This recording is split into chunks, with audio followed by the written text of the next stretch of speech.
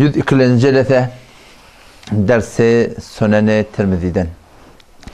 Elhamdülillahi Rabbil alemin ve salatu ve selamu ala seyyidina seyyidil enbiyayı vel mursalin ve ala alihi ve sahbihi ecma'in.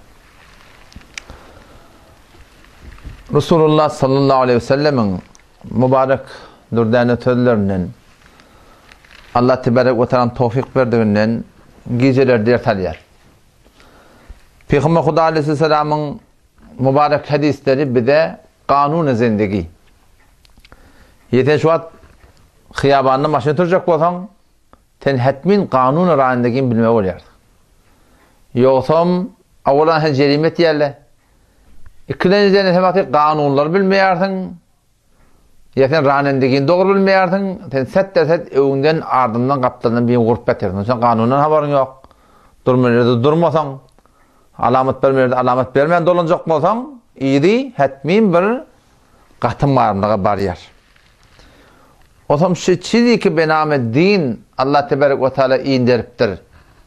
O Resulullah sallallahu aleyhi ve sellem şunu açıklanma olup da açıklayıp düşündürüptir. Şuna diyorlar kanun-u zindagi. Din yani kanun-u zindagi. Bir adam dinden haber olmasa, yani şu dünyada Huda bilen Peygamberin aydanına göre ne yapalım yaşamaklıktan haber olmasa, şol adam yani kanun-u zindagiden haber yok. O zaman şoň ýydy näme bolýar? Ýydy betbahtiye var ya. Ýydy narahatyya var ya.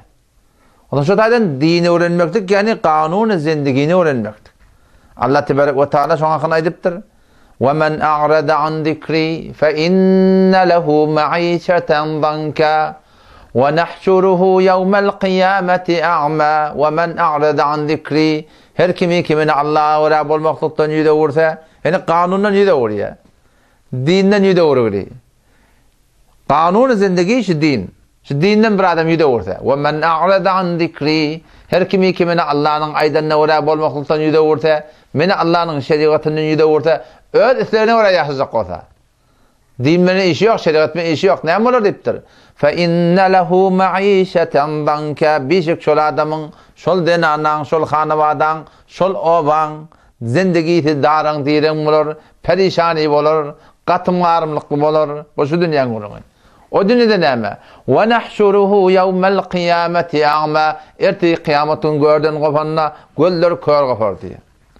قال رب لما حشرتني أعمى أيتشك يا ربي الله نعم ديب من كور غفردن وقد كنت بصيرا من دنيا دو قدم مادي قريادم ها قريادن إما نعم قريادن داشت ورن قريادن ويد خاهشاتن ورا يورتمن قريادن إما دينه ورا بالمقلوب görmedin diye edecek onlar. Kanuna ورا بالمقلوب sen görmedin diye edecek. كذلك أتتك آياتنا فنسيتها Haten o dünyada gördüğün madi, emma dini görmeklikten, kanunu olarak bulmaklıktan, sen onlara yaşamaklıktan, sen onu yattan çıkardın diye. Ve kedalikel yevme tunse. Sen onu tadı dini olarak bulmaktan yattan çıkardın, bu dünyada sen ne hemen? Seni yattan çıkaracak diye Allah Teala. O dünya baranda, ahirete baranda Allah seni yattan çıkaracak kullen. Cehennem başıyla bir de okuyacaklar, kullen yattan çıkaracak. Kaçlarda birbirini yanıp doğru o şey, zahmette o şey, kırıntı uçuyar o hiç gün temeyiş olacak ya Huday takkar. O zaman şu tayda bak, kanunu zindagi, hem dünyada kavu yaşamaklığı hem ahirette neymiş din. Her ne kadar sen şu din zindaginde olsa şol muqda sana aramış geliyor. Ve her ne kadar diyanet zindagiden çıktı şol muqda perişani geliyor. Elbette ondan da bir muhim raqta atma. Yani sen dini var yaşayacak saada bitir muhim da atma. O neyme? Sen dini öğreten adamlarla oturuşmalı. Diyaneti doğru amel eten adamlarla oturuşmalı. O neyme deyip? Şun Peygamber Huda aleyhisselam her vakit her zamanı ödüm mutun deccallan korkutudur.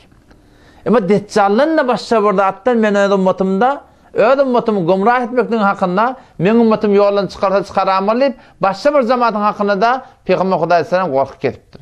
Kim ola? Hayti bir zamanı ola? Qarasılami? Padşahlami? Kimmiş ola? Kafirlami? Yahudilami? Mesihilami? Yok. Ola dediptir. Belki o bir adamlar ki imam olup, başlık olup, ahun olup, ulama olup, yöne diyaneti doğru düşünmeyeni adamları gumrah edecek adamlar var deyiptir. Peygamber Huda sen meşhurdan korkan deyiptir ummatıma. Hadisini okuyup verin. Hadise geliyor, maruf hadis. Akbarin Ebu Dharrin radiyallahu anhu. Hazreti Ebu Dharrin radiyallahu anh ravi. Olayt ya kuntu emşi ma'a Resulillahi sallallahu aleyhi ve sellem. Peygamber Huda Aleyhisselam bilen bir ilk baryadım diye. Bir yola baryallamıştık. Evlilik gelişin öğüne karşıymıştık da yani. Piyansam ya da öğüne karşıyın geliyor. Muhtelif rivayetlerde gelir, başka falan elfazla bilen gelir. Peygamber Huda Aleyhisselam yolladı diye la gayru deccali akhwafani ala ummeti. Deccal'la başta burada yapma meşayet ümmetim hakkında şundan korkan etti. Deccal bir fitneyi ki Adem Aleyhisselam'dan ta Hatem Aleyhisselam'a hem peygamberler şundan korkutturlar. Şeyde bir fitne var. Deccal diyerle adamları gumrah edecek. İddiayı uluhiyet edecek. İddiayı Hudayı edecek. Özünü secde ettirecek. Şufanın kudretleri olacak. Allah'ın aman. Burun Peygamber Huda Aleyhisselam şunun hakkında Deccal'ın görünmelerine hevara katı görünmektir. Sahabalar barıp diye bağın ağrılarını ödediler diye. Geliyen nedir şu an? Peygamber Huda Aleyhisselam görünmelerine çından bir anır başına yetirip görünmelermiştik. Sahabalar barıp diye bağın ağrılarını ödedik. Geliyen nedir şu an? Peygamber Huda Aleyhisselam öyle dedi diye eğer Deccal men makam geldi yani hacicu men şun evini ödüm bağ dedi. Yani bundan da başka bir zattan korktur Peygamber Huda Aleyhisselam. O ne mi? La gayru Deccal akhwafani ala ummeti. Deccal'la başka bir men ümmetim yoldan çıkaracaklar var. Yoldan çıkaracak balakim sebepler var. Men şundan korkan dedi Peygamber Huda. Oğlum Hazreti Ebu Zer öde idin aydar da deyip bardat deyip ketli mendiron ha. Yeni aytti şunu Peygamber Huda Aleyhisselam. Ne öye karşıyım var yalla. Yeni idinden han tamam var diyen var. İdi gelene ak yöne kefen. Peygamber kaygı edip var ya. Deccal'la başka bir men ümmetim gomrah edecek bağdaşı. Şolardan korkuyan da men. On Peygamber Huda Aleyhisselam yeni aytti diye. Yani idin aydan ak. Öye gelip var ya. Ya Resulullah dedim diye. Ma hadellezi gayru Deccal akhwafuka ala ummetik. Deccal'dan başka ne emma ki sen şun hakkında korkup verdin men ümmetim yoldan çıkarır deyip. Dinden çıkarır deyip. Dinden gumrah eder deyip. Ne oldu yani? Peygamber Huda Aleyhisselam aytti diye. Eimmeten mudillin. İmamları ki, pişvaları ki gumrah edecek dedi. Kafirlerin gurrunda. Musulmanlardan başlıkları ki ne edecekler? Gumrah edecekler dedi. Hemen şuradan korkan etti. O rivayette geliyor Hazreti Ömer radıyallahu anh hakkında. İnni es'eluke an emrin fe la tektumni deyiptir. Hazreti Ka'b radıyallahu anh Hazreti Ömer'e deyiptir. Ey Ka'b ben senden biraz soracak. Emma haka aytkan basrama ha deyiptir. O da dedi diye vallahi la aktumuke şeyen a'lemuhu. Allah bilen kasem men burdada bilip durup men aytmayım men basırman aydarın. Neyem soracak onu sonra deyiptir. Onu dedi diye ma akhwafu şeyin takavvufu ala ümmeti Muhammedin sallallahu aleyhi ve sellem. Hayti burdattan beter şondan korkuyardın.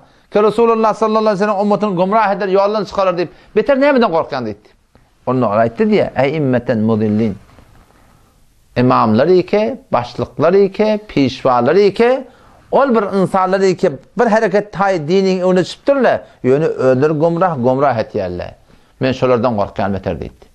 Hazreti Ömer radıyallahu anh sadakta dedi. Doğru ayıttı yani. Kad eserre dâdike ileyye ve alemenihi Resulullah sallallahu aleyhi ve sellem. Peygamber Huda Aleyhisselam şikefi bana hususi turutunu ayıttı diye. Kimin ümmetimde Deccal'la başka bir ümmeti harap edecek zatla var. O şu taydan ben şundan korkuyorum. O ne mi? Başlıkları ki gumrah edecek değil diye. Ben o günde bir gurun ayttım. Den oraya taraf. Denana bir ahune den oraya. Aydı ver balı ne mişim var? Onu ben çağızığım ayırlı 2 yaşında. Şunu muşkulatımda dişime ağıranına, maşinimiz kıyışaranına, motor yıkılacak olana çağırtan var ya, çağırır ver balı deyip dedi. 2 yaşındaki oğlan ölüptür. Yine son çağırma oldu. Başka biri var. Ben de oğlanımdan tanış. Onun dedeti değerli biliyor musun? Yani külli el tayaklı geçti bakır. Akıllı üç geçip daha dedip. O diye bir ahunun yanına vardım diye. Son yani ayarlığına ettirdi yani. Son ayarlığına ahuna saçanına ahun ona ne mi diyeyim falancan ten dediğine çağıramar adamdır diye betiyen ha. O doktorlar ne mi diyeyim lağal çağıracak da doğruyu çağırmayın dedim değerliydin diye de. Lağal burada çağırmırla olsan değerliğini çağırmam doğruyu çağırın dedim diye. Peygamber Aleyhisselam ayetiyen da açı. Korkan da açı. Ya immeten mudillin. İmam ödü. Mescidin imam ödü. Oban imam ödü. Başlık ödü. Ama gumrah etiye. Şu taydan var işte de diyanata öyle yaşamaklık kanunu zindagi. Ama sen şu doğru diyanete öğrenecek olsan hetmin hidayetteki insanlar tapmalı. Muhammed Ali'nin de zindagidir. Mevlana Muhammed Ömer Rahmetullahi şu anda görün ettir. Muhammed Ali'nin de zindagide ne emrettir? En ki muhim zat näme diýipdir? Onda diýipdir hidayet tapmak diýipdir. Şu alhamdulillah sen dol dilepdiň ehtine satyrmyslygyn. Muhim terin zat şol hidayet tapmakdyk. O hidayet tapjak bolsa näme etmeli? Şu hidayetdeki adamlar tapmaly. Hidayetdeki adam sen näme bilecek hidayeti däligini? Allah Taala oňa aýdypdyr. Kul in kuntum tuhibbunallah. Ayt esir Huda şu ummatyňa eger Allahyň gawryagyny sunmasa, togap han tamalyny sunmasa, cennet han tamalyny sunmasa, cehennemden gorkýanyny sunmasa, çyn Huda diýip bereňi sunmasa, näme edin? Fettabi'uni men Rasul Hudaň izni düşüp şu ummatyňa diýe. Wada Huda Taala bilýär gelecekde ummatyň başyna näme bela geljegini. Peýgamberiň sünnetine diňine düşmekligi Allah Taala çyn Hudaýa gawryaly diýip goýupdyr. Näme diýip? Muşakkak saatte sen şu an Türkmenistanyň tamam ihtilafatlaryň öde dawa näme sünnetin üstünde da. Başka hiç dawa yok. Bir adam yok ki namaz okuymalı diýip biziň aramyzda ihtilaf barmy? Şuňdan ihtilaf barmy? Peýgambere muhabbet etmelilerini üstünde ihtilaf barmy? Ölleri sogap bagyşlamaly diýip bagyşlamalar hakynda ihtilaf barmy? Sofraň başynda meger doga etmekden ihtilaf barmy? Ölünden soň jaýlap taýyp getipdi barakim bir aýat almakdan ihtilaf barmy? Öyle sadaka vermekle ihtilaf var. İhtilaf yok hiç gayrında. İhtilaf näme de var? Şun hemmetini Peygamber Hudaýyň sünnetine wara etmekde ihtilaf. Muşkul şoňtune, otam şu taýdan çyn hidayetde adamlar, ol bir adamlar diýipdir Allah tebarek we taala. Keşolar sünnete mutabyk ýaşaýarlar. Şu sünnete mutabyk ýaşajak bolsa mara, sen köp adamlaryň düşman bolmalyň. Köp adamlar taňa barmak somotýarlar. Köp adamlaryň arasynda engoşlama bolýardyň. Oçe mesela başarılı sen ovadan da kavacak bolsunlar yani. Şecere. O şu taýdan şol bir de meýary hak. We her wagtda iýdine düşýän adamyň da şoňda meýary şo, oň owadan kefine alınmaly. Meýar şaga. Tam adam ýa-da sünnete mutabyk, ha şulardan biziň taňşyň aýdyna gulak atsan bolýar. Şulardan iýdine çamyl adamyş. Emma sünnetten çykdymy? Şol belli bolýar, ha munda uğur çaşyp bar ýa. Teredi da şu teredi. Asly näme şol sünnete mutabyk bolmakda. Ne barely ödertimde. Şu taýdan şoň hakynda gaty habardar bolmaklyk gerek. Ki mabada biz alanamayly.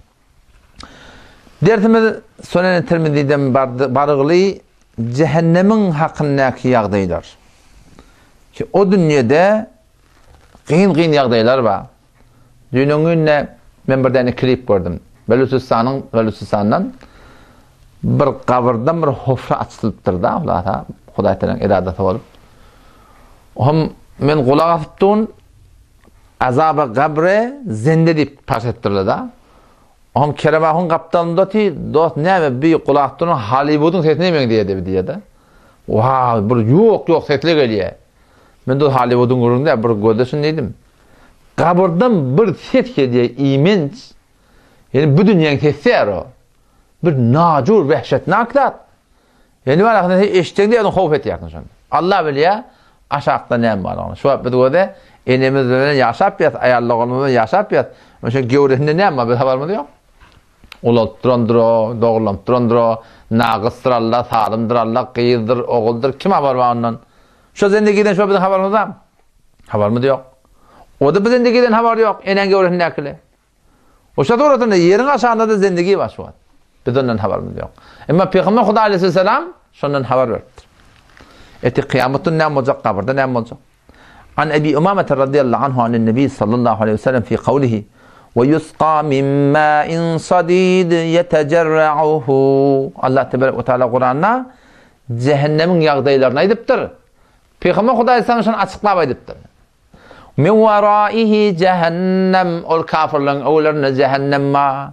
Ve yusqa min ma'in sadid. Tartu, ırın, çırklı tuğdan şöyle içtirilecek. Yetecerra'uhu. İçmeli olanlar şöyle cür'e içecekti. İçbirenak. Portip ankip var ya. Ve la yekadu yusighuhu. Aslında ona hevası yok. Portip ankip var yandan. Ve ye'tihil mevtu min kulli mekan. Çareti yok içmede. Ağında bir yerleri içmeden içireyim. Ve ye'tihil mevtu min kulli mekan. Ölecek oraya. Ve ma huve bimeyyit. Allah Teala ölmeyediptir. Ve min waraihi adabun galiz. Ondan öwde de ondan da başga ulaqam bir qata azap bar Hudaý Teala. Peýgamber Hudaý aleyhisselam şoň hakynda aýdypdyr. Yuqarrabu ila fihi. Wagtyga cehennemi suwsaya Suuşak bolya, şu kızgın lavurdap durun odun içinde gapta ot, içindeki suda ot, şol suyu kafirin diye ağını diye yakillat Allah diye. Yuqarrabu ila fihi. Cehennemin tuğundan, şu sadiyitten, ırınçırık akbaryan tuğdan getirip bir gaba koyup, şon ağından yana yakillatılacak. Öyle yakillatacaklar yok. Ferişlerin tarafından bana şona ağına verilecek şon. Feyakrahu. Suyun aklı adam. Karşını çitecek, beytecek, şey edecek, vurunacak, dağıt edecek. Ama feyda udna minhu şevavaçhu diye. Ama vakti ki yakillap şeyde ağını kolaylan yerine tamam şu etlerini diye, yüzlerinin ham diye kullerine kebap olacak. O vakat fervatu re'sihi kellerinin diye kullerine hamı soyuluk gidecek diye. Feyda şeribehu çaresi yok. İçmeli oluyor. İçenden sonra katta'a ma'ahu iççelerine tike der. Yani içen tuğu. Hatta yakhruca min duburihi. Hatta sanırım diye son hemmeti iççeler tike diye koruğundan çıkardı. Sonra Allah tebarek ve teala aydır diye. وَسُقُوا مَاءً حَمِيمًا Şoförüm kızgın su var olarak içtirilecek. Fakat ma'ahum olan iççelerinde atlarını bölük olacak. Ve iyyestagîthû kıyık çiğ edip feryatlısı edip bizim dağdını yesin. Biz su taptuz, biz acıqıptuz. Yogâtû bimâin kel muhl onlara dağdını yesilecekler. Bir ağır baş, bir güllü erik qaydar, mis erik qaydar, demir erik qaydar. Şon yanak bir ağır baş qırgın su bilen yeşfil vujuh kullen yüzün ödi kebap olacak. Bi'se şarab ne kadar teleke bir içki ve saat murtefaka ne kadar teleke zay diye Peygamber Aleyhisselam Allah tebarek ve teala şeriatları aydıptır ta ki imanladığımız ondan korkturdu. Ton hadise geliyor. La suradiqun nari arba'atu judadin. Cehennemin daş tevrönüne 4 tane ulukan divar var deyiptir. Şu cehennemi şu ulukan ot, şu daş tevrönüne 4 tane divar var deyiptir. Kitabı kulli cidarin her divarın öz kalınlığı mesidet 40 sene 40 yıllık yoldu. Hesabet ne kadar ulukan divar olmalı ki şondan geçecek adama 40 yıllık gitmeli. O ne kadar güçlü ot olmalı ki şon burada kavap saklamalı da şuda. Huday taqqafın. Peygamber Hudaysam başa bir adab ediptir. Lev enne delven min gassaqin eğer bir tane bedre gassak yani ırın çırık dağıtları ki cehennemin emalan akıp şu taada arna olup şolara verilecek. Şondan eğer bir tane bedre ne var koyulsa şu dünya marahim şu dünyadan yana şu dünya karşı yuhraqu fid dünya şu dünya koyulsa diye lan tenehlid dünya. Tamam ehli dünya portuyor diptir. Bar yok ehli dünyanın var lakin şundan portayacak diye. Lan ten ehli dünya ehlinin var bar yok portayacak diye Huday takkan. Çizili şeyde bir Araplar var. Hani İbn Abbas radıyallahu anhuma enne Resulullah sallallahu aleyhi ve sellem qara hadhihi ayet Resulullah sallallahu aleyhi ve sellem ayet okudu diye ittaqullah hakka tuqatihi ey adamlar Allah Teala ayetiyor ki Allah'tan korkun çın korkmaklığını ve la temutunna illa ve entum muslimun ölaman meğer Müslüman olun diye Huday Teala. Ölaman meğer Müslüman olun diye. Ne mi dediği? Yani Allah'a teslim olacağız. Şu yağdayı da başına ölüm gelsin diye ayettiği. Ya Müslüman olmak bunu gelmedi der rahim. Şey değil mi? Müslüman olmak bunu gelmedi der. Allah Teala ne diyor? فَلَا وَلَا تَمُوتُنَّ اِلَّا وَاَنْتُمْ مُسْلِمُونَ Ölaman meğer Müslüman olun diye ayettiği. Yani Müslümansılıkta gelin. Günahkarlıkta adı azal başına gelemezsin diye ayettiği. Peygamber Aleyhisselam şu hakkında aydıptır. Ki لَوْ أَنَّ قَطْرَةً مِنَ الزَّقُّومِ قُتِرَتْ فِي دَارِ الدُّنْيَا eğer bir tane qatra Zakkum diyen şu tarzda bir bağ var. Şol cehennemin içindeki bittiyen bağlan bir şonun eğer bir tane qatra Zakkum diyen bağdan şu dünya barakım eğer şu damdırılsa lafsede ala ehli dünya meaişahum tamamı dünyanın hem ilişkilerini bağdan fesada çeker. Ne kadar bir kudretli de yapılmış. Fekeyfi men yekun ta'amuhu diptir. O ne yapılmalıdır? O bir adamı ki şol ilgisi çok oldu yani. Bir tane qattır şu zakkumdan damdırsan şu atan bomba atom diye de biliyor. Şoňa hiç saatte. Eger şu görse biliyor ne kadar yerler nabud etsin. O taada Hudaý tebarek Allah bile öýdi ne kadar ulukan adaplar var. Eger şondan bir tane qattır şu dünya damdırsa var, kullu sevdiler, bağlar, bakçalar, mewalar, arfalar, buğdaylar şoň hemmetin marahim portoýdyp fesada çekip eger var imanda tapılacak ya, doğruda tapılacak ya.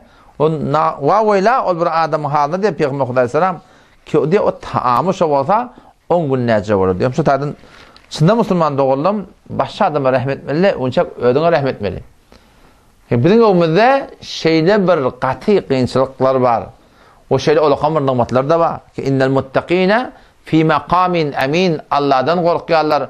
O adamlar ki şu dünyada halk deyip yaşamaptırlar, halık deyip yaşaptırlar, iyilip yaşamaptırlar, din deyip yaşaptırlar. İnnel muttaqine fi maqamin amin. Bir kaygısızlık caygada olacak. Kaygı olacak ki otada. Çöl motati, deryan kenar motati, öyün içinde mi yok? Fi cennetin ve uyun. Tamam, bağlıklar olacak. İçinde uyun, çeşmeler akıp var ya. Yelbesune min sundusin ve istebrakin mutekabilin. Geygileri yokacak, ebrişem olacak. Kalın ebrişem olacak. Kedalike şeyle şöyle bağlıkların içinde bir hoşlukla yaşayacaklar. Allah Teala ne diyor? Ve zavvecnahum bi hurin ayn. Allah Teala öde hur gıyırları cüftleyecek diye yaşadılar. Şöyle bağ vasatlıkların içinde ulukan kasırlar, akarlar akıp var ya, hala mivan sallamtu, atmin amal, düyemin amali. Tamam, peygamberler bilen sen bana hala oturup başarıyordun, gurun edip başarıyordun. Yed'une fiha bi kulli fakiyetin aminin. Hevat eden mivan çağırıp başarıyordun. Hevat eden mivan takazat başarıyordun. Allah tebarek ve teala o getirip teyarlak koyacak. Şu tuğratında. La yedukuna el-mevte illa'l mevtetel ula. Şu bir dünyada bir ölüler, dinliler. Şu ölüm, toram ölüm olacak ki ebedi şu adama Allah'ın ne edecekler? Yaşayacaklar. Fadlan min rabbikel azim. Bu kimin fadli? Bu Rabbul azim. Adamatlı Huday Teala'nın Allah'ın fadli. Om şu taydan var ha. Çınnan Müslüman da olma, şunu umid edip yaşamadı. Şu ebedi yaşayış evde. Ve şu dünyada yaşayışın keyfi, hoşluğu, sükuni, giyinişliği ne bilen çın dine uğrayıp olmaklıktan. Otom şu taydan şu dini zor öğrenip durmalı. Halalından, haramından, haydi bir etmelerlikten. Ve asıl şu öde, asıl bütün öt Türkmenlerine düşündürülen de biz soğab etmeli muhadiyette. Soğab etmek asıl günahdan kaçmak. Sen beter kendi namaz okuyma. Beter kendi nefil arada tutma. Beter kendi zikretmesen etme. Beterken sadaka verip bilmem sadaka verme. Ama sen günaha karşılıkta gelme. Naferman mork gelme. Günah muftala bolyat. İdeyen tövbe edip günaha karşılıkta gelme. Asıl şey. Olakon Hudayı yakillat diyanlar ne mi? Peygamber Huday sam şiriptir ki ne mi? İttakil maharim tekun abuden nas. Kesin haramdan gevlen çek. Abetlerini bende olursun diye. Over zirvete de ayıttı mı? Arada komüştefede bir yük paramda.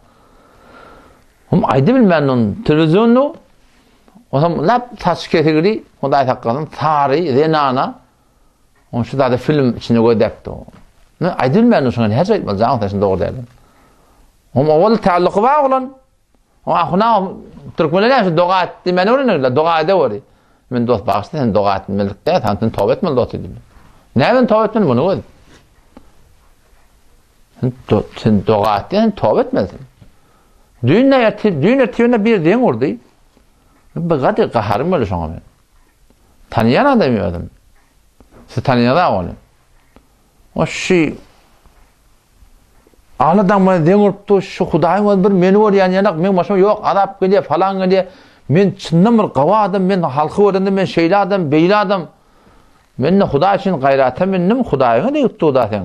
Men bağışla dostum sen dedim Hudayın atya musulman ne dedim. Sen sakkalın Ankara tepsik dedim, karnını tegelep, kümüştü benim içinde o sadaka haram insan ilk gezip sen Hudayın at ya musulman dedim. O önde gözüyle televizyona da sen dedim. Televizyon haram değil ki, ama sen gözüyle adın o da sen dedim. Hay tar taşıkıyla sen gözüp, köpçeye yaplanıp, ayağı çay getir deyip, Yahudinin sen önde kayıklı gözüp oturmalı, o hamdan Hudayın kavurya musulmanı olmalı. Huday sen başına bela getirmeli. O cürü değil, sen Huday'a doğurdur, Hudayın sözü. Tədir ribad almalı, ders ettiğimeli. O katın varlıklarını bir havarma da. Hemen bir ayıp bulanak yani. O Huday'dan alıqlı. Huday bir menü var yani. Palani işe etiketip onu da bulanak. Baba ben dedim, ola Huday'ın gözünden çıptır dedim. Sen Huday'ın gözünden çıkıyorsun. Huday sana rahmet edipti, koyuk edipti, dolanacak odan. Qaydan Huday'dan alıqlı ketip. Huday bir menü vardım deyip. Huday tala mehriban, erhamur rahimin yani. Her gün Huday'ın gözünden çıksa haram etin, her neymetin. Gitsen bar, sana şu gerek bota, şu deyip bar, yola çıkıyor var ya. Koyunak kaldırıyorlar, gürültü var, yere vuruyorlardan sonra. Oğlun şu olan ama çaşık diye biliyor musun? Koyunak kaldırıyorlar ki dağıttığım yankış olup. Ama bir adamı ki Huday senin erzisi var, şol, Huday senin çanamcak tut diye. O zaman şu taydan var ya, yani şu dünyada hoşluk bir de gerek, şun hakkında hem bir dünya hem ahiretin hoşluğunu Allah tebarek ve teala dine mutabık karşılamakla koyuyor. Allah tebarek ve teala tevfik versin. Vesselamu aleyküm ve rahmetullah.